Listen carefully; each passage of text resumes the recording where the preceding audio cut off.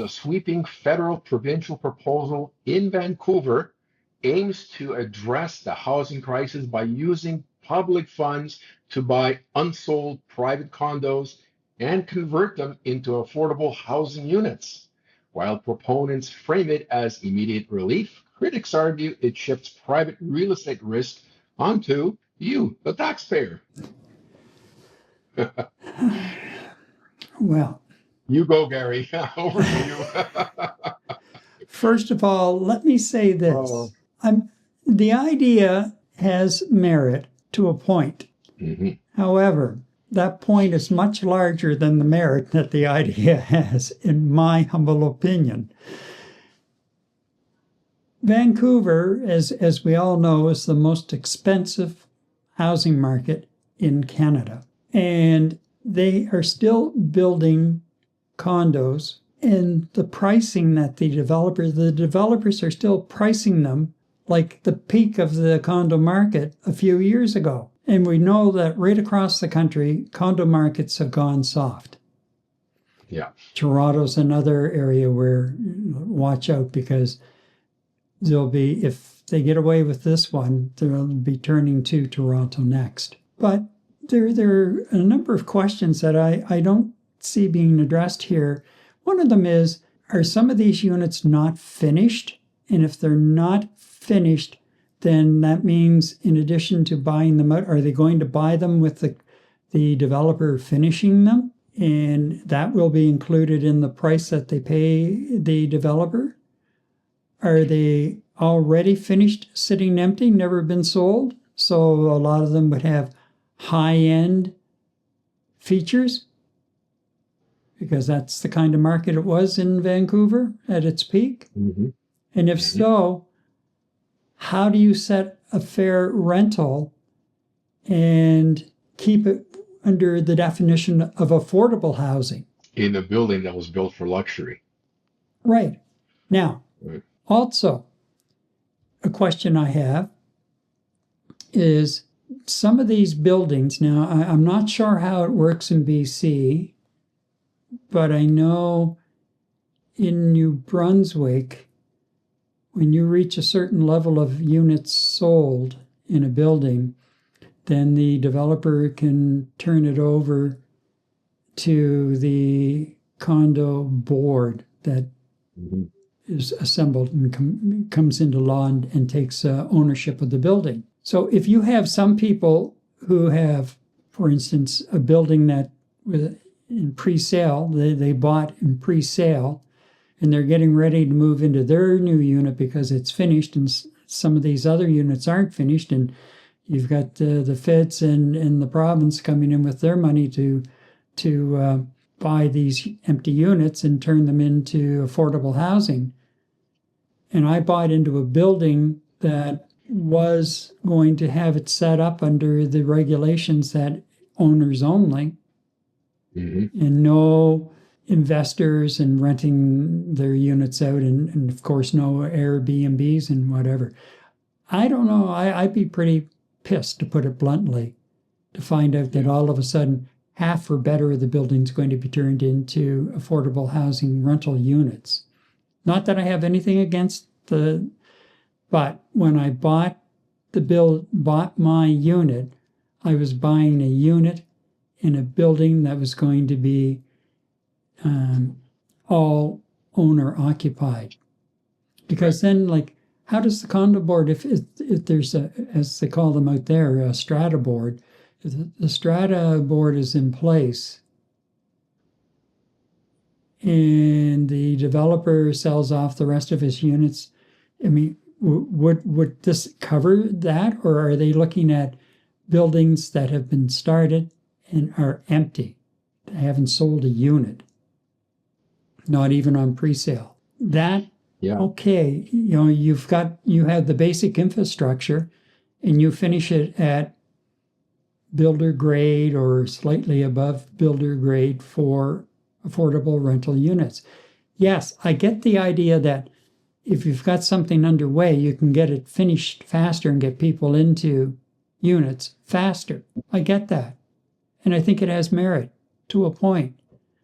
Right. But let's be a little bit clearer here, because I understand that this $3 billion program with Ottawa and Victoria putting money into it. I read something the other day where the EB government canceled another provincial affordable housing program worth billions and worth $3 billion.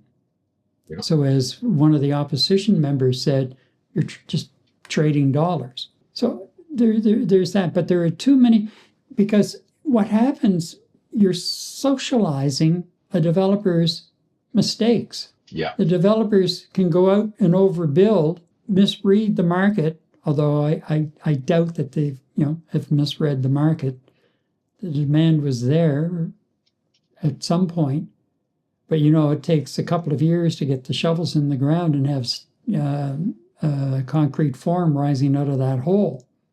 Mm-hmm. And a lot can happen in a couple of years. The other side of it is, are they not selling because they're asking way too much? They still have pie in the sky ambitions on pricing?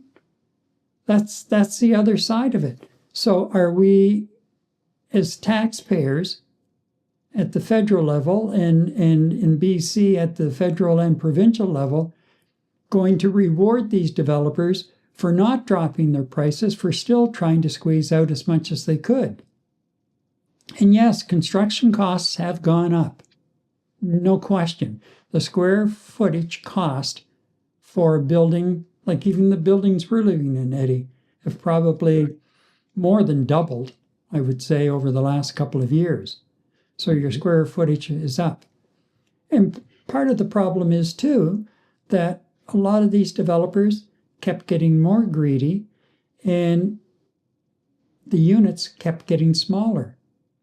And to a point where now most people, they're too small. They don't want them. So I think it's ill-conceived.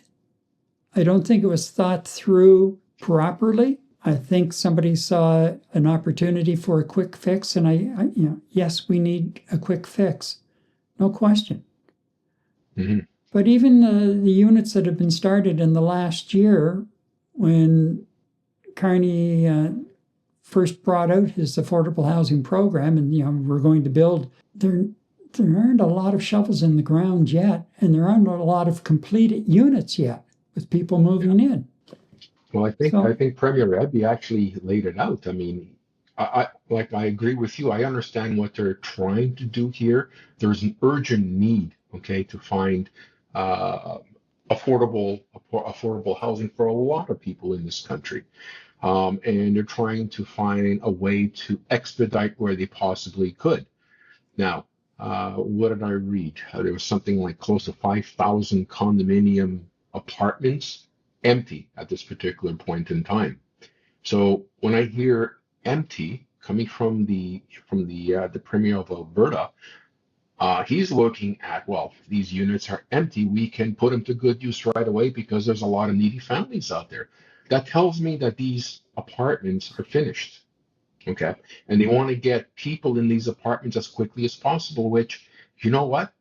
I'm actually for that. I want people to have an opportunity to raise their families in affordable housing. I think that the target for that particular housing being condominiums that have already been established and have been built is, first of all, not the right way to go, because I feel it's a bailout program for the developers who built a high rise that is only 50% occupied, and they're not selling because they, as you said, they're staying with their asking price and being greedy. So to me, that's taxpayer buyout, and I don't want to have anything to do with that. That's point number one.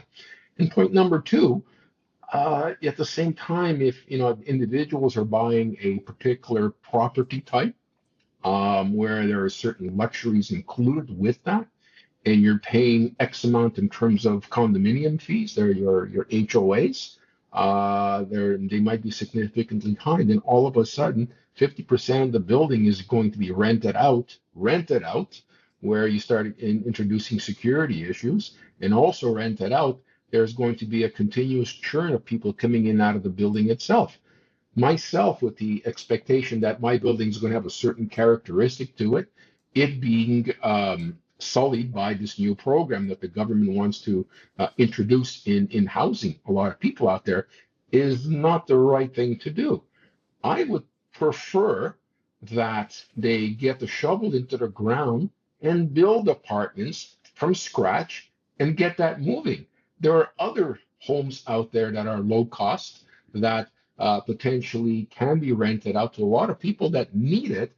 It's just that the greed of a lot of these landlord owners puts a lot of these homes, apartments and homes out of reach. So you know what? I get what Mr. Carney's trying to accomplish here with Mr. Eby. My first reaction is, Mr. Carney, what the hell are you doing with this one? Makes zero sense to me. And it's one of the few times I'm not really happy with what he's proposing here. But I think time is going to tell in terms of what exactly does this program entail, because it's still too early a stage, Gary, for them to actually clearly say this is exactly how this is going to be rolled out. And I think they did say in a couple of months they're going to have a more formal plan about this. So I don't know what they were trying to accomplish by putting this out there now, where they don't have a real formulated plan to communicate to the public. But I get it. I think the insight in trying to do something like this, get a quick win and get people in apartments, I think their hearts are in the right place.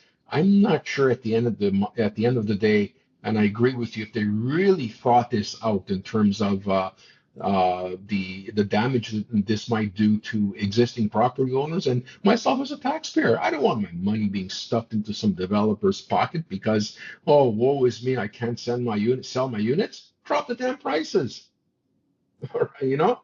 So I'm kind of mixed on this one, to tell you the truth. I'm with you 100% in terms of your thinking on this. Like, what are you guys thinking? I understand what you're trying to do. Go back to the drawing board and come up with something different, maybe. I don't know. Yeah. It gives me a bad taste. Yeah, well, real estate analysts warn the move could bail out over leveraged developers while doing little to lower underlying structural construction costs. And there's the problem. Therein lies the problem. Buying stagnant units means public capital effectively clearing the balance sheets of private corporations who misjudged market demand. That's what it boils down to. Yeah, yeah. That's what it boils down to. I think that they have to be really careful because there is a precedent trap here, and that is if the government establishes a floor price for unsold luxury real estate, it alters market risk mechanics. And that signals to developers that the public will absorb their losses. Right. No, we're not going to absorb your losses. And here's the other thing. On new units, when you buy a new unit, you have to pay GST. Who's going to pay the GST on these units? Good point. Yeah. Well, I guess the government will, or whatever agency they set up to buy.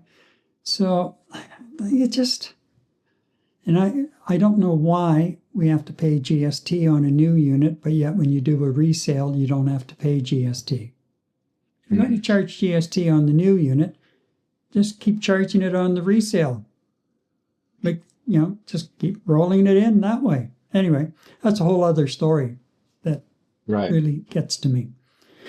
So our takeaway, Eddie? Well, our takeaway, Gary, is using public money to acquire premium private real estate provides immediate house relief, but risks socializing the downside of speculative property development, Gary.